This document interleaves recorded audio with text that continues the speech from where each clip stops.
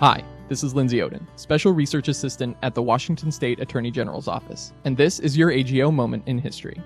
In this series, our office will be releasing clips from our Oral History Project, an ongoing effort to collect and preserve the history of the Attorney General's Office as told by the people who have worked here over the years.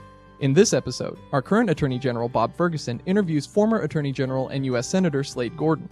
Senator Gorton served 3 terms as Attorney General of Washington State from 1969 to 1981. He was later elected to the U.S. Senate, where he served 3 terms from 1981 to 1987 and from 1989 to 2001. In this clip, Senator Gorton discusses his decision to run for U.S. Senate, his relationship with Senator Scoop Jackson, and how the Attorney General's office influenced the future of his career. Let's listen in.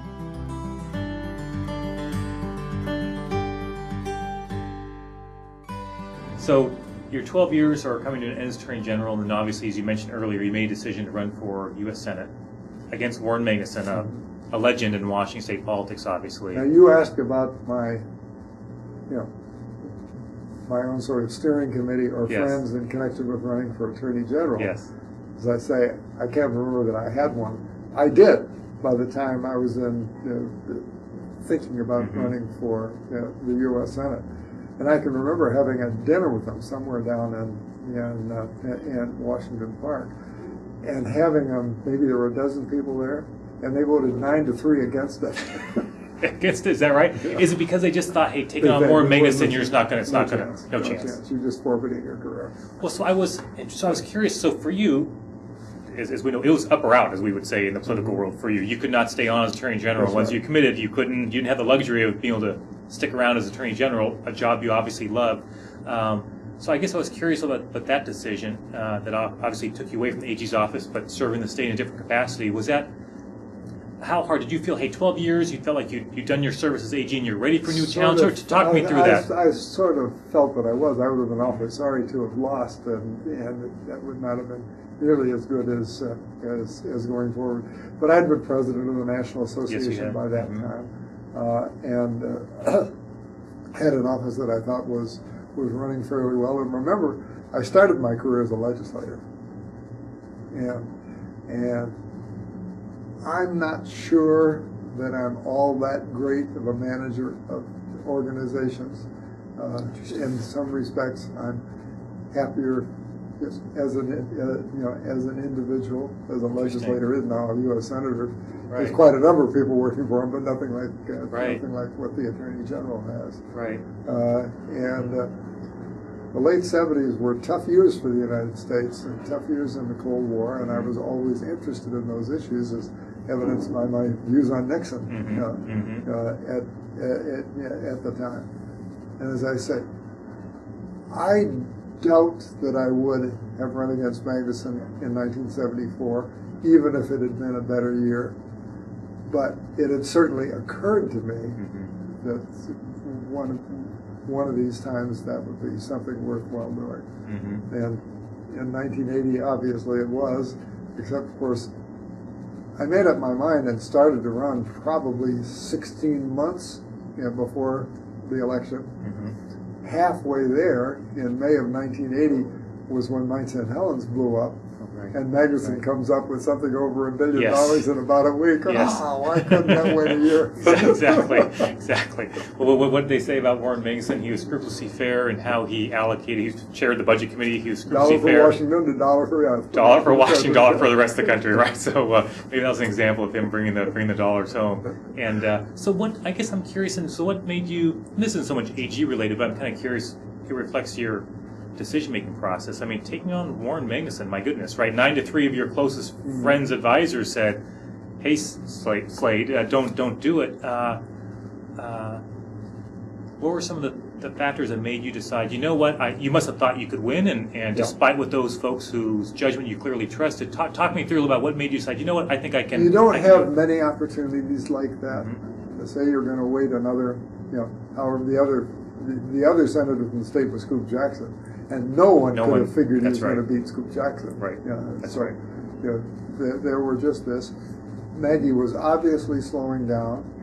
Actually, while I was Attorney General and even State Representative, I got along better with Magnuson's office than with Jackson's office when we had things that related to the federal government. It was Magnuson who put that Nixon speech in the congressional record.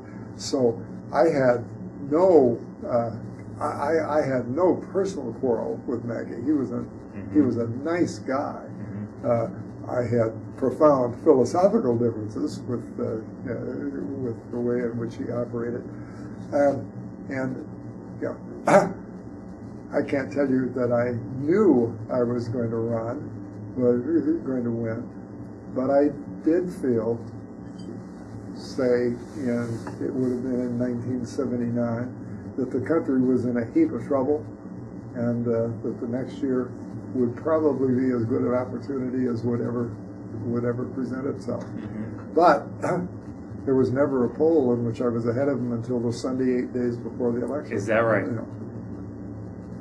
That's I hadn't realized that, actually. Yeah, that must have been it must be tough going through a long campaign that way, where you're behind those polls all the way, but you've got to have the confidence that it's all going to work out for you. Yeah. And when you're running for an office like that, everyone's interested. When you come to town, right. They want to hear you. They want to hear what you guys say. It's a very high-profile run. I suppose that's right. We've talked a little bit about how you influenced the office, obviously, decisions you made, folks you worked with in the office. I was curious. Well, I think it was a part of a continuum that you inherited, and that to a certain extent I inherited, that it was not a capital P partisan office, that it was there to enforce the law, it was there to represent the various agencies, and every bit as much to try to keep them from getting in trouble in the first place as it was to solve the problem when they had been in it. And we never had the slightest party test or the like when we hired people, which is not true, as you well know, in a significant number of states that can be highly partisan. And I was I was comfortable. I was comfortable with that. I felt that I inherited a pretty good office, and I felt I passed on a pretty good office, and that it's continued to be that way.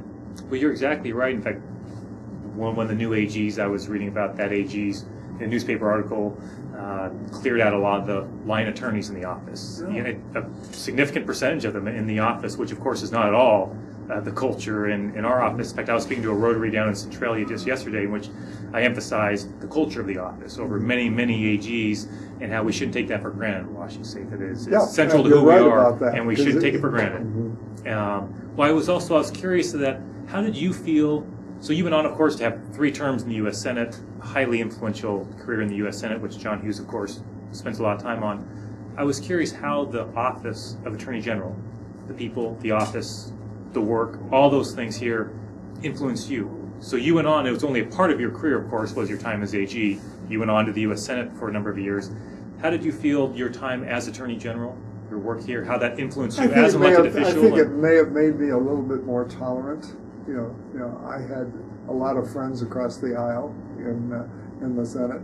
I had a wonderful example when I went there in Scoop.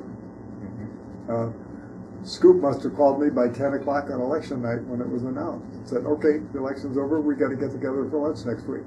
Impressive call. He was so close to Warren Magnuson for so many years. Very, very impressive. And then I can say about Scoop, one of my favorite stories about him is he was a creature of total habit.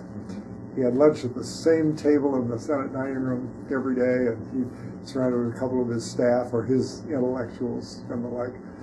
And every 2 or 3 months, he'd invite my wife Sally to lunch and give Sally a reading list. Oh, is that right? Is that right? I think he was sort of known for that a little bit, right? Obviously, Scoop Jackson, yes. Obviously yes. meant for me.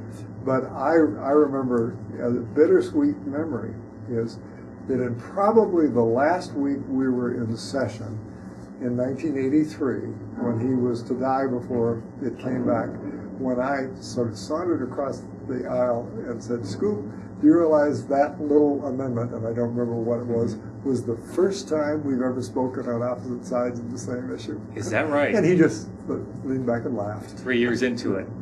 Scoop, he was a towering figure in our state. My son Jackson is named after Scoop Jackson. Mm-hmm. We named it after Scoop Jackson, Well, and I'm a big admirer of his. He was a wonderful person, and we got along together, very, very well. Absolutely.